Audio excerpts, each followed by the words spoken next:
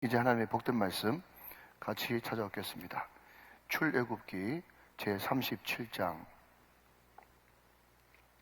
1절로 9절의 말씀까지를 같이 보겠습니다. 이 계시의 말씀을 나누어서 교독하실 때 살아계신 하나님의 음성을 들을 수 있기를 원합니다. 제가 먼저 1절을 받들어 읽죠. 부살렐이 조각목으로 궤를 만들었으니 길이가 2규빗 반, 너비가 1규빗 반, 높이가 1규빗 반이며 순금으로 안팎을 싸고 위쪽 가장자리로 돌아가며 금태를 만들었습니다. 금고리 넷을 부어 만들어 내 발에 달았으니 곧 이쪽에 2고리요 저쪽에 2고리이며 조각목으로 채를 만들어 금으로 싸고 그 채를 궤 양쪽 고리에 끼어 궤를 매게 하였으며 순금으로 속죄소를 만들었으니 길이가 2규빗 반, 너비가 1규빗 반이며 금으로 그룹 둘을 속죄소 양쪽에 쳐서 만들었으되 한쪽은 이쪽 끝에 한쪽은 저쪽 끝에 곧 속죄소와 한 덩어리로 그 양쪽을 만들었으니 9절 다 같이요. 그룹들이 그 날개를 높이 펴서 그 날개로 속죄소를 덮었으며 그 얼굴은 서로 대하여 속죄소를 향하였더라. 아멘 아멘. 이 말은 누가 했는가 하면 필립시 브룩스라고 D.L. 무디와 동시대에 사역을 했던 분인데, 주로 D.L. 무디 목사님은 이제 대중들을 상대로 또 복음을 전했고, 이분들은 보스턴 미국 동부에 와스프라고 그러지 않습니까?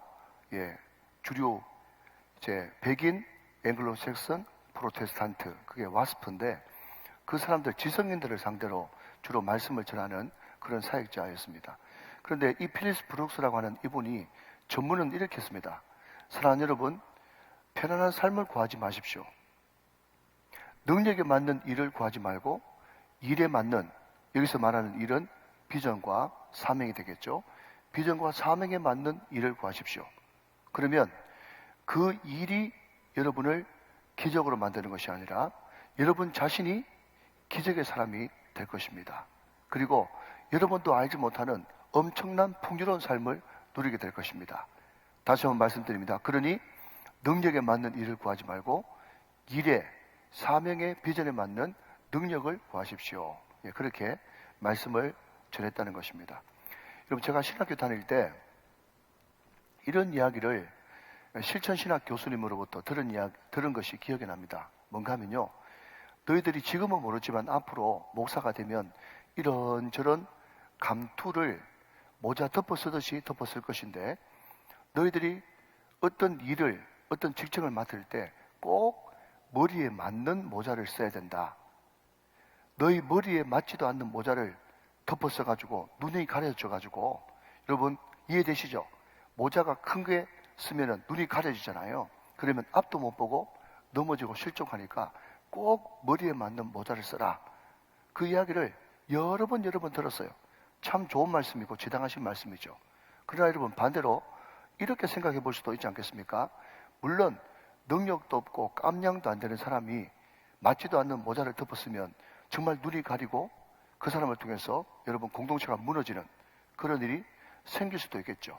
그런데 분명히 이 일은 해야만 되는 일이고 누군가는 반드시 짊어지고 가야 될 그런 일임에도 불구하고 나는 그거 짊어지기 싫어, 나는 그거 책임지기 싫어, 나는 요만만 해도 지금 충분히 잘하고 있어 라고 하면서 그것을 짊어지길 싫어하고 책임지길 싫어하고 그것을 겸손이라고 하는 이름으로 회피해버린다면 그 하나님의 역사를 누가 과연 이룰 수 있겠는가 하는 것입니다.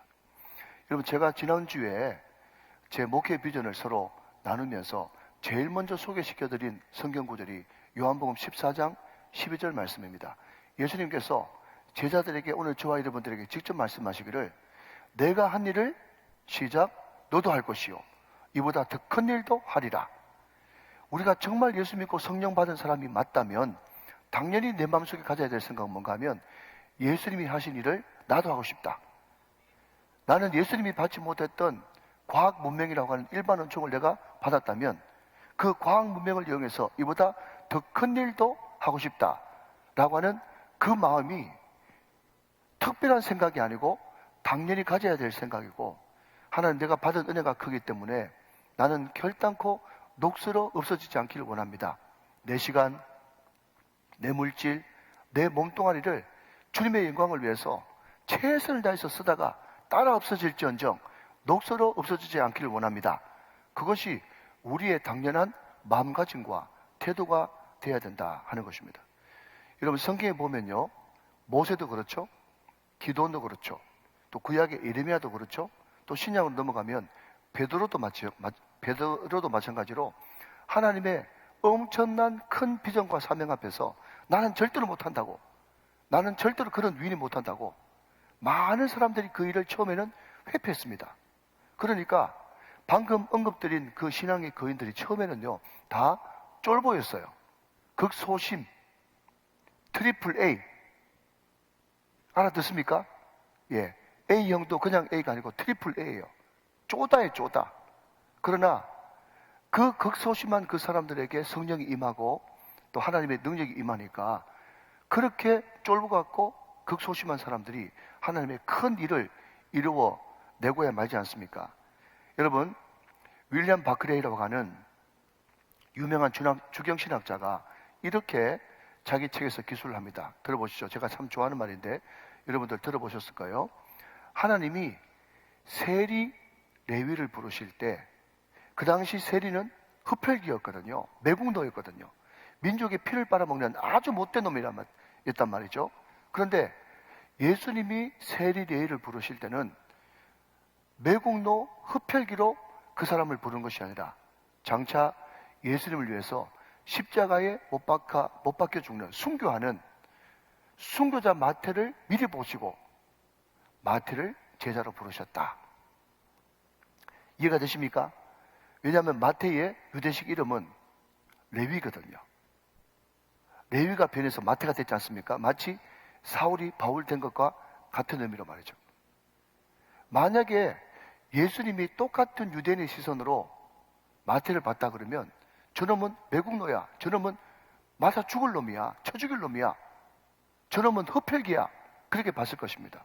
그러나 우리 예수님이 보는 시각은요, 그 시각이 아니라 한 사람을 통해서 앞으로 얼마나 수많은 사람들이 구원을 받고 얼마나 하나님의 영광을 드러낼 수 있는 순교자 마태로 보시고 그 마태를 기꺼이 부르셨단 말이죠. 사랑하는 여러분, 한번 대답해 보시죠. 예수를 믿으십니까? 예수를 믿는 저와 여러분들은 삭개오처럼 오늘 구원이 이 집에 이르렀으니 저와 여러분도 아브라함의 자손이 된 줄로 믿습니까? 하나님은 아브라함 한 사람을 부르셔서 천하 만국이 복받기를 원하고 천하 만민에게 복음을 전하기를 원하셨어요. 이것이 우리 예수님이 꿈꾸던 원맨 비전, 한 사람 비전인 것입니다. 하나님은 한 사람을 통해서 엄청난 하나님의 나라를 확장하기를 원하셨던 것이죠.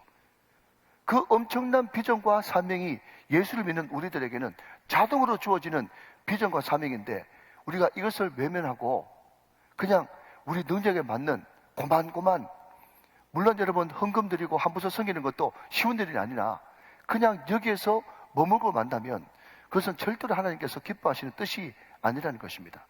사랑하는 여러분, 하나님은 저와 여러분을 통해서 여러분 가정 전체가 구원받기를 원하십니다.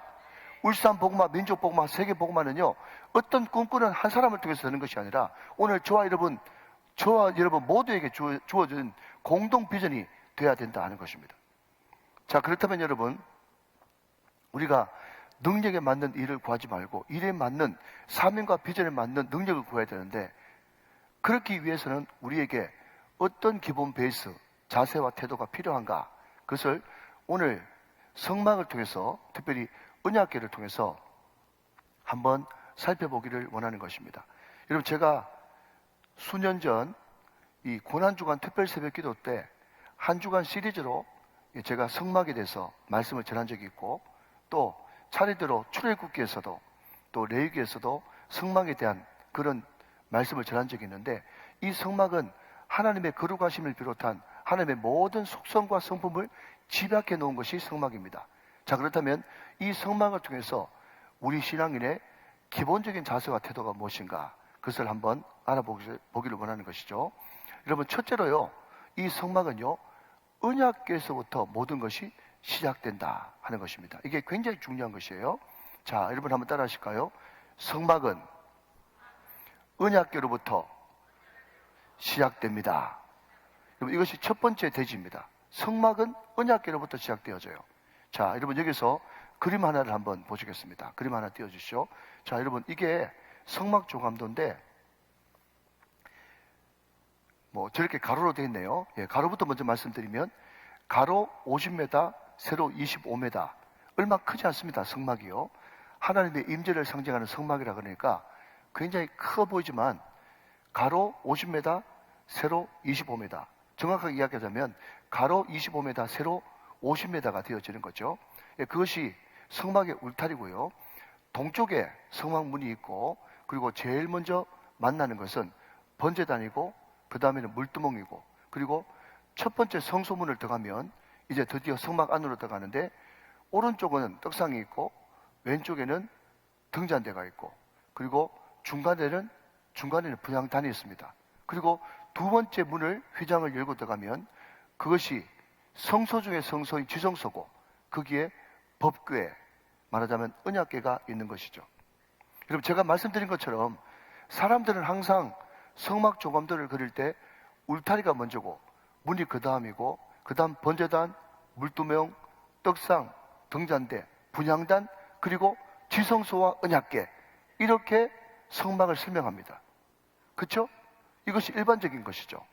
다시 말하면 바깥에서부터 안으로 들어가는 것이 사람이 설명하는 성막의 조감도입니다. 근데 여러분, 성경 말씀을 한번 보시겠습니까? 성경 말씀을 한번 보시면 오늘 37장 1절 말씀을 보니까 거기에 뭐라고 되어 있어요? 언약궤를 만들다. 예, 띄울 필요 없습니다. 언약궤를 만들다. 그렇게 되어 있죠? 자, 그리고 10절 위에 보니까 뭐라고 되어 있습니까? 상을 만들다. 이건 떡상이에요. 그죠? 17절 위에 보니까 등잔대를 만들다. 등잔대예요. 그리고 25절 위에 보니까 분향할 제단을 만들다 하면서 언약궤, 떡상, 등잔대, 분향단 순서로 기록되어 있다는 겁니다. 그러니까 여러분, 하나님 입장에서 보면 모든 것의 시작이 어디서부터 시작된다는 것입니까? 언약궤 때부터, 언약궤부터. 자, 여러분, 새 덕담을 드립니다. 언약궤부터 모든 성막은 시작이 되어지는 거예요. 믿으시면 아멘 하시기 바랍니다. 여러분, 하나님은 질서 하나님이기 때문에 절대로 질서를 무시하지 않습니다. 다시 한번요. 사랑하는 자여, 내 영혼이 잘된 같이 범사가 잘되고 강건하기를 내가 간구하노라. 먼저는 영혼입니다. 먼저는 그의 나라와 그의 의입니다. 먼저는 오직 기도와 간구입니다. 다시 한번 오늘 본문으로 돌아와서 먼저는 언약궤입니다. 언약궤가 내 마음 중심 가장 소중한 곳에 딱 박혀있을 때, 자, 여러분, 언약궤를 다른 말로 바꾸면 뭐죠? 하나님의 말씀이고 하나님의 임재고 하나님 자신입니다. 다시 한번요. 하나님과 하나님의 말씀, 하나님의 임재, 이것이 내 마음 가장 소중한 곳에 중심에 딱 박혀있을 때, 그때부터 우리는 모든 것이 풀려나가기 시작하고, 능력에 맞는 일을 구하는 사람이 아니라, 쫄보 같은 그런 사람이 아니라 일에 맞는, 사명과 비전에 맞는 능력을 구하는 간증의 주인공, 기적의 주인공, 축복의 주인공이 될 수 있다는 것입니다. 믿으시면 아멘. 사랑하는 여러분, 너무나 잘 아는 이야기지만 하나님이 여러분 마음속에 중심이 다 되시기를 주님의 이름으로 축원합니다. 여러분, 제가 어떤 목사님의 글을 읽어보니까 거기에 이런 내용이 적혀있어요. 어떤 한 어머니 이야기인데, 이 어머니가 일찍 결혼했는데 그만 불행하게도 남편이 딸을 임신하고 있는데 남편이 죽어버렸어요. 그 뒤에 얼마 되지 않아가지고 유복녀, 딸을 낳았단 말이죠. 그때 이 어머니의 나이가 23살이었어요. 이런 이야기는 교회에 너무너무 많습니다. 모든 교회 말이죠. 근데 이 엄마가 아무것도 할 수 있는 재주가 없어가지고 시장에서 떡 장사를 하면서 오직 이 딸을 위해서 전 인생을 다 바쳤어요. 여러분, 딸이 잘 커가지고 외국 나가서 박사학위를 받고 대학 교수가 됐습니다. 그런데 이 딸 마음속에는요, 어떤 마음을 가지고 있었는가 하면, 나는 정말 어려운 환경에서 난 순수하게 내 힘으로만 성공해서, 나는 순수히 내 힘으로만 이 자리까지 올라가서 그런 마음을 가졌다는 거예요. 그런데 이 대학 교수 딸도 사랑하는 사람을 만나서 결혼합니다. 또 딸을 낳습니다. 그러니까 딸을 자기가 낳고 보니까 자기 엄마의 마음이 느껴지는 거죠. 아, 엄마가 없이는 내가 여기에 있지 못하겠구나. 그렇게 생각하면서 하루는 엄마한테 불쑥 찾아가가지고 엄마 소원이 뭐 있어요? 엄마 소원이 있으면 내가 다 들어드릴게 하면서 엄마한테 이제 철든 소리를 하는 거예요. 그때 엄마가 그것을 놓치지 않고 아이고 무슨 그런 소리를 다 하냐 말만 해도 고맙다 그러지 않고 딸이 그런 이야기를 하니까 불쑥 덥석 물어버린 거예요. 하는 말이 뭔가 하면 내가 요즘에 무릎이 아파가지고 버스 타고 교회 가려니까 너무 힘든데 너 교회 안에 예배당 안에 안 들어가도 좋으니까 주일마다 우리 집에 와가지고 나 교회 좀 데려가라. 교회 교자만 꺼내도 정말 막 질색팔색을 하는 그런 딸이었거든요. 그런데 자기가 먼저 말을 꺼냈기 때문에 안 할 수도 없고 해가지고 이제 드디어 어머니를 모시고 가는 첫째 날 어머니를 차에 태워가지고 교회로 갑니다. 어머니 예배당에 들어가고 자기는 교회 안에 들어가지도 않고 새가족 친교실 거기에 책 하나 떡 펼쳐놓고 앉아있으니까 말이죠. 자꾸 책을 보는 동 마는 동 하는데 옆에서 엉뚱한 소리가 들리는 거예요. 무슨 소리가 들리는가 하면 다른 사람 욕하는 이야기. 야, 교회에서 어떻게 다른 사람 욕하겠어요? 우리 교회에서는 상상도 못하는 일인데 다른 사람 욕하는 이야기. 자기 자식 자랑. 예, 이건 제가 보탠 겁니다. 이번 새해 때 자네들이 용돈 얼마 줬다는 이야기. 뭐 그런 이야기를 막 자기 자랑을 막 하는 거예요.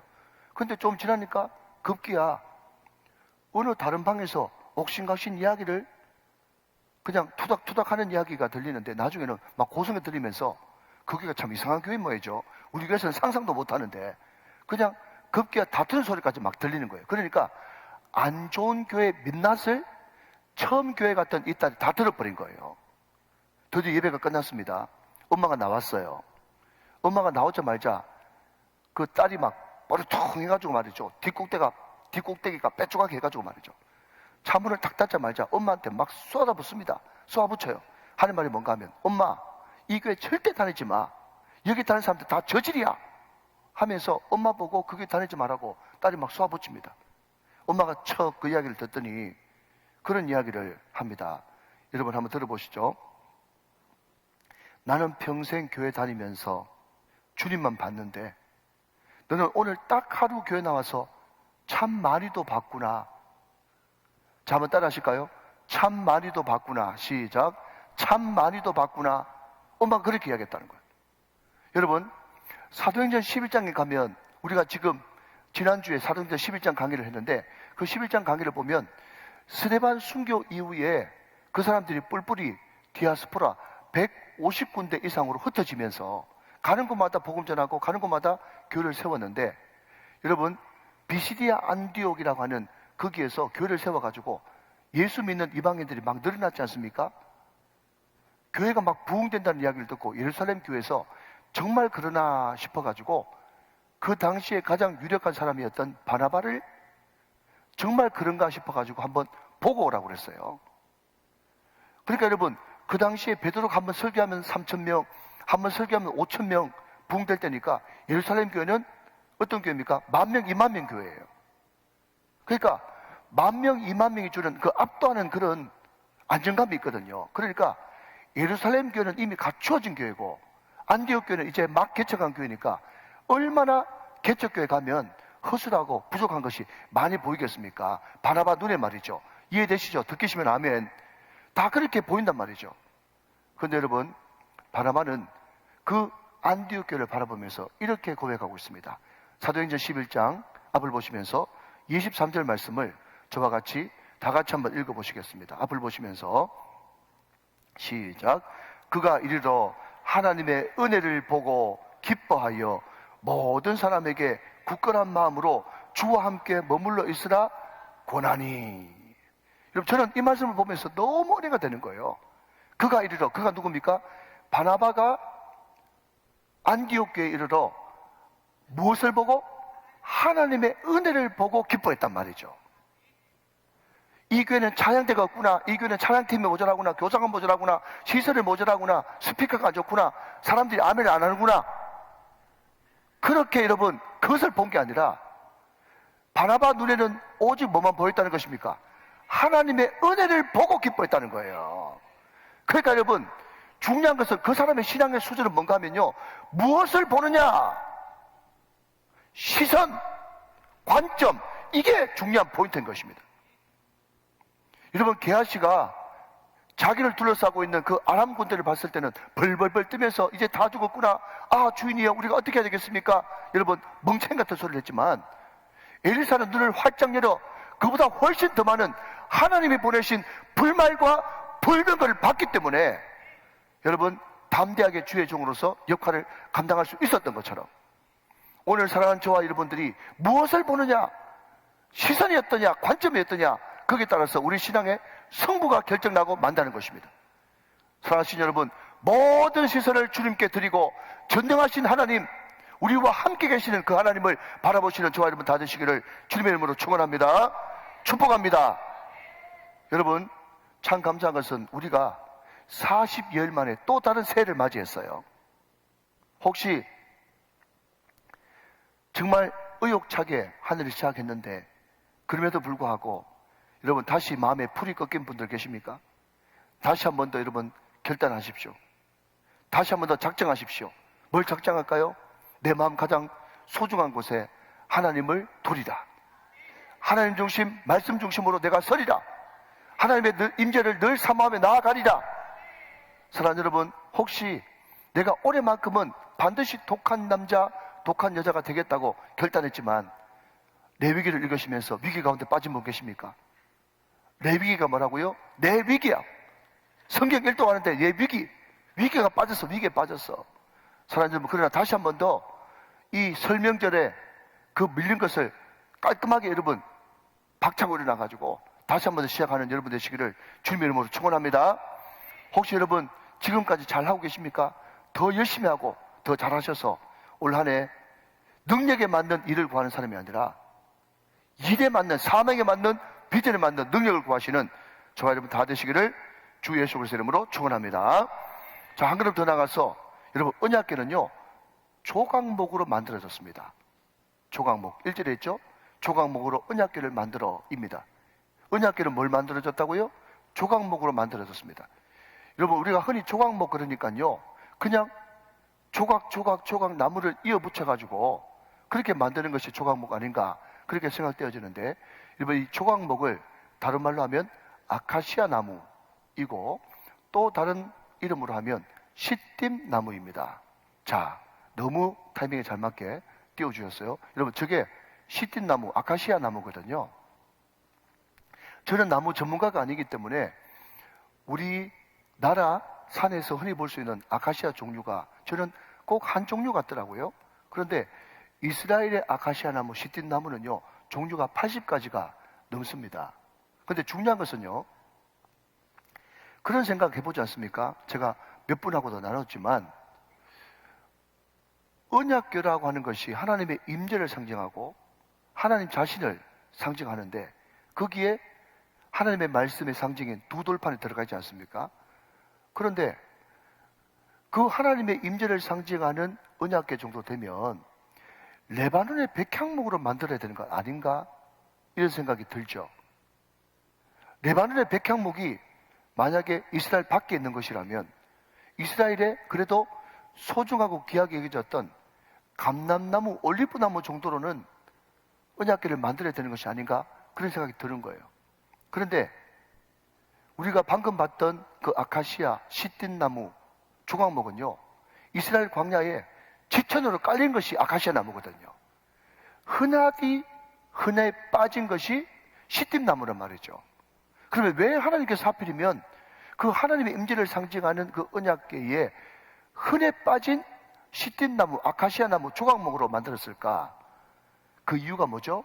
참 감사한 것은요, 바로 저와 여러분이 시딤나무라는 거예요. 조각목이라는 것입니다. 여러분 어떻습니까? 죄송합니다. 여러분 잘났습니까? 잘난 사람 별로 없을걸요? 제가 철이 없을 때는 어떤 사람 보면서 저 사람은 대단하겠지, 저 사람은 무험하겠지, 흠결이 없겠지 생각했는데요, 그 안에 들어가 보니까 다 시궁창 같은 그런 쓴뿌리들이 다 있더란 말이죠. 그러니까 바깥으로 볼 때는 화려해 보이지 안에는 다 고만고만한 그렇고 그런 사람들이에요. 그럴 뿐이에요, 여러분. 근데 중요한 것은 언약궤가 만들어진 재료는 흔해 빠진 시딤나무, 조각목, 아카시아 나무지만 그럼에도 불구하고 여러분 거기에 뭐가 입혀졌습니까? 순금이 입혀졌어요. 금은 뭡니까? 예수 그리스도의 신성을 상징하는 거예요. 저와 여러분이 원래 본 모습은요, 허물과 죄로 죽을 수밖에 없는 정말 시궁창 같은 그런 인생이고, 과거가 있는 인생이고, 여러분 쓴뿌리가 있는, 옥리가 나와 있는 그런 연약한 인생이지만, 그 위에 예수 그리스도, 금보다 더 귀하신 예수 그리스도가 임하고 입혀졌기 때문에 우리는 언약궤 같은 존귀한 가치의 영광의 사람이 되었다는 것입니다. 그런데 여러분, 아무리 금으로 입혔다고 할지라도 그 위에 뭐가 임하지 않으면 쉐키나, 하나님의 영광이 임하지 않으면 아무것도 아닌 것입니다. 사과 상자에 금 입힌 거나 똑같았다는 거예요. 그러나 여러분, 우리는 약한 조각목이지만 그 위에 예수 그리스도로 옷 입혀지고 그 위에 쉐키나 하나님의 영광이 임하면 우리는 존귀한 존재가 된 것입니다. 영광스러운 존재가 된 것입니다. 하나님께서 온통 관심을 나에게 기를 수밖에 없는 참으로 존귀하고 영광스러운 하나님의 사람이 된 것입니다. 내가 정말 부족하지만 내가 예수 그리스도로 옷 입고 내가 하나님의 영광이 입혀진, 드리워진 사람이라는 것을 느끼고 경험하고 선포하며 나갈 때 그 사람이야말로 뭐죠? 능력에 맞는 일을 구하는 고만고만 그럭저럭 어쩔 수 없는 그런 사람이 아니라 사명과 비전에 맞는 능력을 구하는 강력한 강기축의 주인공으로 살아갈 수가 있다는 것입니다. 할렐루야. 오늘 저와 여러분에게 이런 고백이 있으시기를 주님의 이름으로 축원합니다. 난 연약하지만 나는 예수 그리스도로 옷 입힌 사람이다. 내 영광 위에, 내 위에 하나님의 영광이 입혀진 영광의 사람이다. 이 고백이 저와 여러분들 가운데 충만하시기를 주님의 이름으로 축원합니다.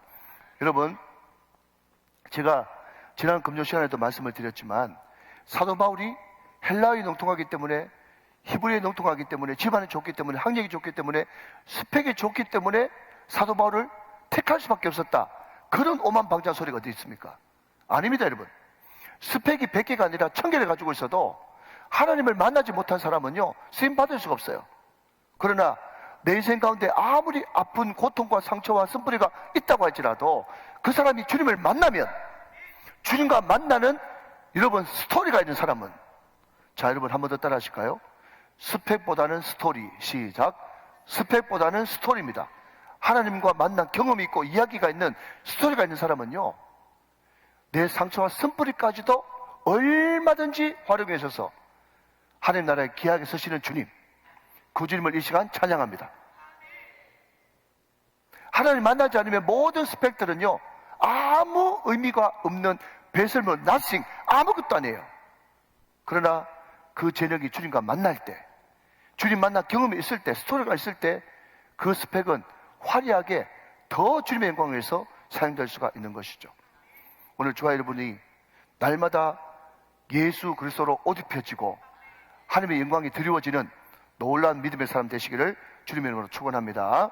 자, 마지막으로 내가 하나님의 응답이 되어야 된다는 거예요. 내가 하나님의 응답이 되어야 된다. 자, 첫 번째는 뭐죠? 모든 성막은 언약궤로부터 시작한다. 두 번째는 뭐죠? 언약궤는 조각목으로 만들어졌다. 세 번째는요, 내가 하나님의 응답이 되어야 된다. 이 세 가지를 꼭 기억하십시오. 자, 여러분 1절 말씀 같이 한번 보겠습니다. 1절 말씀 보시면, 자, 같이 한번 읽어주세요. 저와 같이 있습니다. 시작. 부살들이 조각목으로 궤를 만들었으니 길이가 2규빗 반, 너비가 1규빗 반, 높이가 1규빗 반이며 그랬습니다. 자, 여러분 여기에 규빗이 나오네요. 그죠? 규빗이 뭐죠? 이스라엘의 길이, 측정, 자, 단입니다. 어디에서 어디까지? 가운데 손가락에서부터 팔꿈치까지. 보통 45cm 정도 됩니다. 그런데 45cm 하면 계산하기가 어려우니까 저는 50cm 정도로 잡아라 그랬습니다. 그러니까 언약궤의 길이가 2규빗 반이래. 자, 여러분 1규빗이 50cm니까 2규빗 반. 자, 산수 한번 해보세요. 얼마입니까? 한 125cm 정도 되는 거예요. 1m 25 정도 됩니다. 그리고 세로가 1규빗 반, 얼마죠? 75cm. 그리고 높이가 1규빗 반, 75cm 정도 되는 겁니다. 자, 그림 하나 좀 보여주시죠. 언약궤가 있나요? 언약궤 없어요? 네. 저렇게 생겼습니다. 예, 저게 언약궤입니다. 자, 길이가 1m 25, 또 세로가 75, 또 높이가 75 되는 굉장히 아담한 사이즈입니다. 자, 그런데 말이죠. 됐습니다. 이 정도 사이즈로 언약궤를 만들어라 라고 하는 그 내용이 어디에 기록되어 있는가 하면 출애굽기 25장 10절부터 그 뒤에 이하의 말씀에 똑같이 기록되어 있어요. 여러분, 출애굽기 레위기 읽어보셨죠? 그죠? 거기에 가장 많이 등장하는 것은 여호와께서 모세에게 말씀하여 이르시되, 그러면 한일수 장로님이 나와가지고 모세야 하면서 읽어주지 않습니까? 그러니까 출애굽기 레위기에 가장 많이 등장하는 단어가 여호와께서 모세에게 말씀하여 이르시되, 그러면서 쭉 장로님이 참 힘들었을 것 같아요. 출애굽기 레위기 읽으면서 말이죠. 자, 그런데 출애굽기 25장에 보면 이런 사이즈로 언약궤를 만들어라는 것이 기록되어 있습니다. 그런데 그것을 한번 기록하면 될 걸 오늘 우리가 읽었던 출애굽기 37장에 제가 쭉 읽어보니까 거의 글자 토시도 안 틀리고 똑같이 그냥 복사해서 그냥 컨트롤 C 해가지고 그냥 붙여놓은 것과 똑같아요. 그러니까 여러분, 제가 원래 설교 준비를 다 해놓고 다른 목사님은 어떻게 설교를 했나 싶어가지고 제가 이 목사님 저 목사님 유명한 목사님들 설교 한번 찾아보거든요. 그런데 여러분들 가서 한번 찾아보십시오. 보니까 출애굽기 강의를 하는데 앞부분을 하고 뒤에 건 똑같이 나오니까 중간에 딱 빼먹고 마지막 40장 해가지고 뒤에 이 37장 뒷부분이 없더라고. 많이 그렇게 설교했어요. 이것을 빼놓고 했어요. 근데 여러분, 빼면 안 되거든요. 성경 이 뒷부분이 여러분 똑같이 반복된다고 해가지고 쓸데없는 장이 아니지 않습니까? 그런데 이 뒷부분이 반드시 있어야 되는 거예요. 여러분, 이것을 좀 어려운 말로 데칼코마니 그렇게 이야기합니다. 자, 아까 보여주셨던 데칼코마니 그림 한번, 그 다음 그림 한번 보시면요. 자, 여러분, 소실적에 학교 다니면서 다 해보셨죠? 도화지가 있으면 이쪽 한쪽에 잉크나 그냥 물감 같은 걸 묻혀가지고 반 딱 접으면 반대쪽에도 똑같이 나오는 그게 데칼코마니 아닙니까? 여보세요? 그게 데칼코마니 맞습니다. 그죠? 자, 그런데 출애굽기 25장하고 출애굽기 37장하고 똑같은 데칼코마니처럼 글자 토시 하나 안 틀리고 똑같이 기록되어 있는 거예요. 자, 그러면 왜 이 말씀을 똑같이 기록했겠는가? 굳이 출애굽기를 40장 만들려고 기록했겠는가? 그게 아니라는 거죠.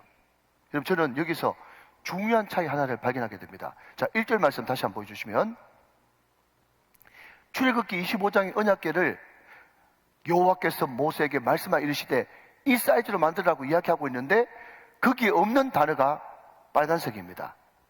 그게 뭐죠? 부살레리. 이 단어가 없어요. 부살레리 이 단어가 없단 말이에요. 어디에는 출애굽기 25장에는 없어요.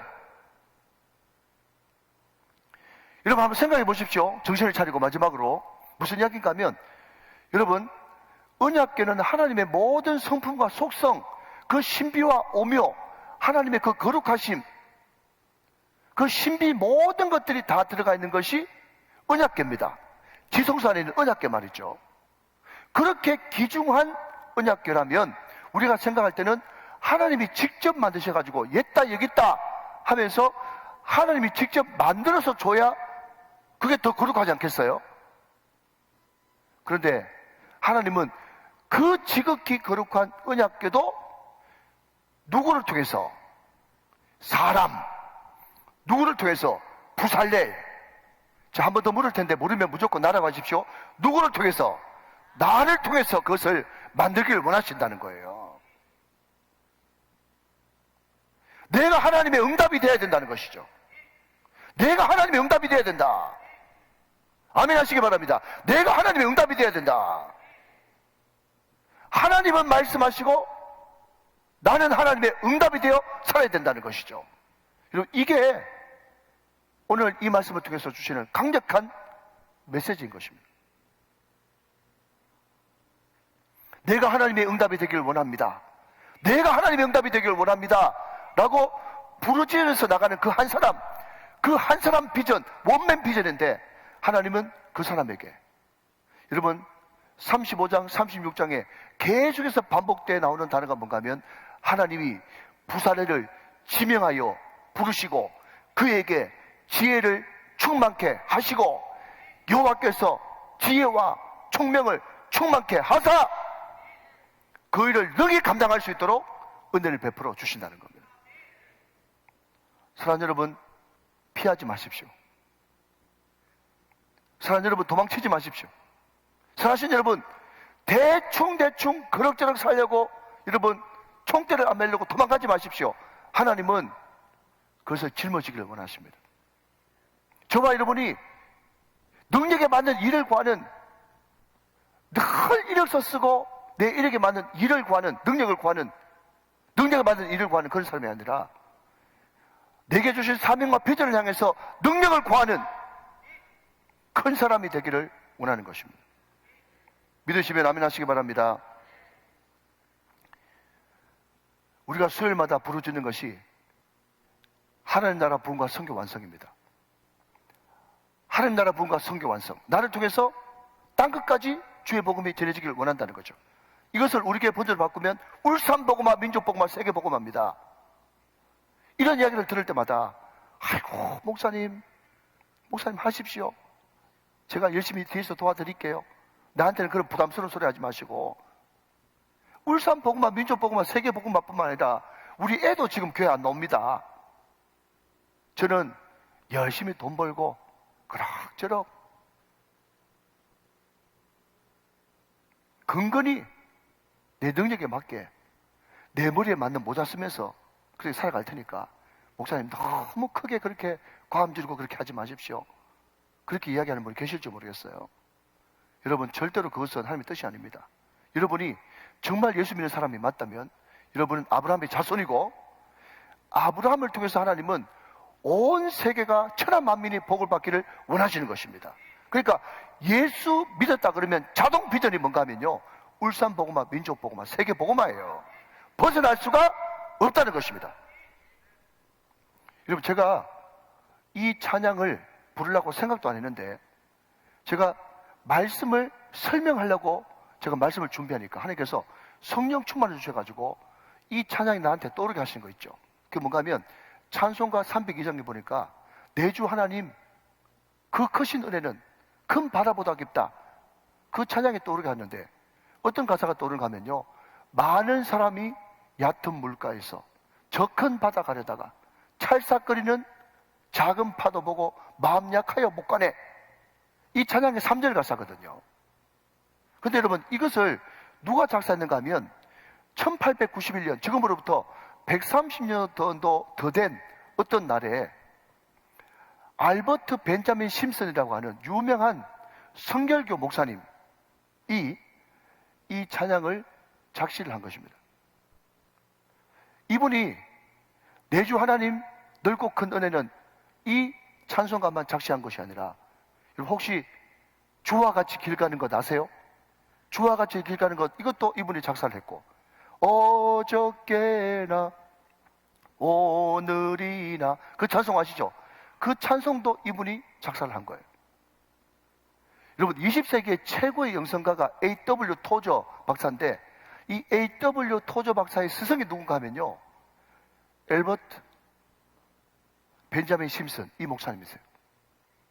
그런데 지금으로부터 130년도 더 된 그때에 이 심슨 목사님 눈에도 보기에 그 당시에 많은 성도들도 말이죠, 그냥 세계 복음화의 꿈을 꾸면서 아브라함의 자손으로서 능력에 맞는 일을 구하는 것이 아니라 일에 맞는 능력을 구하는 것이 하나님의 뜻이라는 것을 알면서도 많은 사람들이 뭐라고요? 얕은 물가에서 큰 바다 가려다가 찰싹거리는 파도 보고 마음 약하여 못 가네. 야, 사람이 정말 안 변하네.